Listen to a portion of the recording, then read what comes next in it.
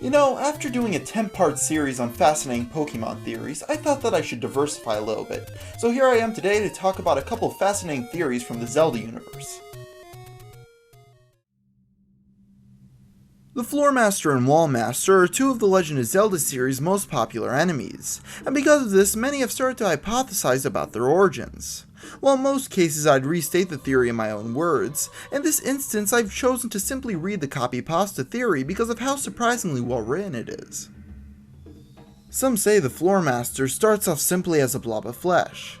After a certain amount of time, this blob will solidify into a small 5-limbed creature, a little larger than an average human hand. Soon, this hand grows to about the size of a dog. This is what we recognize as a standard Floor Master. At this point, the Floor Master is in a vulnerable state. As a form of protection, if it's struck sufficiently, it splits into 3 baby Floor Masters, which can each grow into a new specimen. Eventually, the Floor Master will climb up to the ceiling and enter a new stage of life.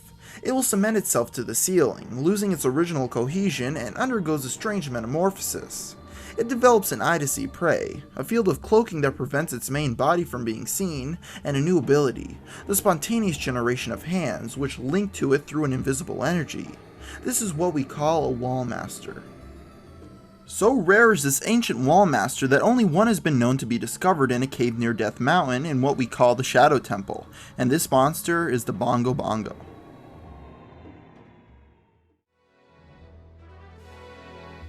One of my personal favorite characters of the Zelda games is the Deku tree.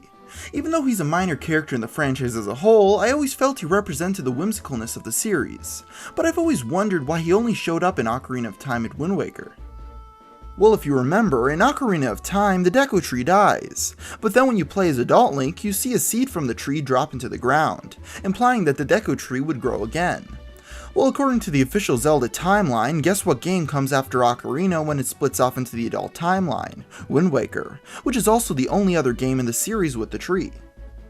So if the Deku tree in Ocarina of Time is the original, the Wind Waker Deku could be the new tree grown from the seed in the adult timeline.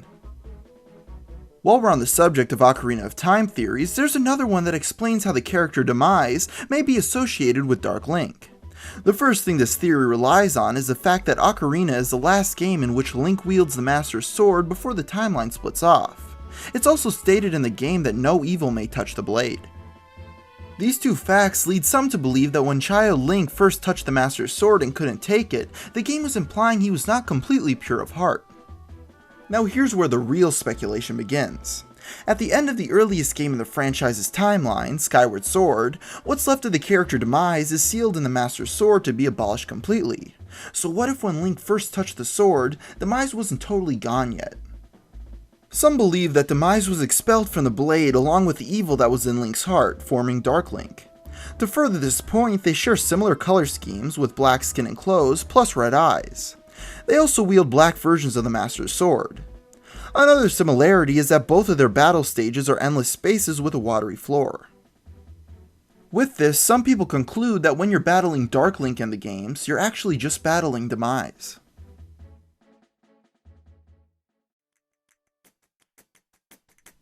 One of the Legend of Zelda series' signature items that appears in just about every game in the series is the rupee. Every fan knows that the green rupee is 1, blue is 5, red is 20, and the gold is a whopping 300. With this, many wonder how these gems work, considering that you never need change when exchanging the currency. Also, while we're on the subject, how do rupees, the black rupee that takes money away from you, work? One explanation to this is that rather than rupees being a solid currency, they're instead a sort of energy that takes the form of whatever amount they add up to. This would explain how you always have the exact amount of money for an item without having to ask for change, since the amount the player has turns to whatever color the amount represents. This theory also makes sense for rupees, because perhaps they are simply empty rupees that take energy away from your supply for themselves. The value that the energy has would also explain why everyone's in agreement on their price. To wrap things up, let's have a listen to see if a song from Super Mario Bros. 3 sounds similar to the Great Fairy's Fountain theme.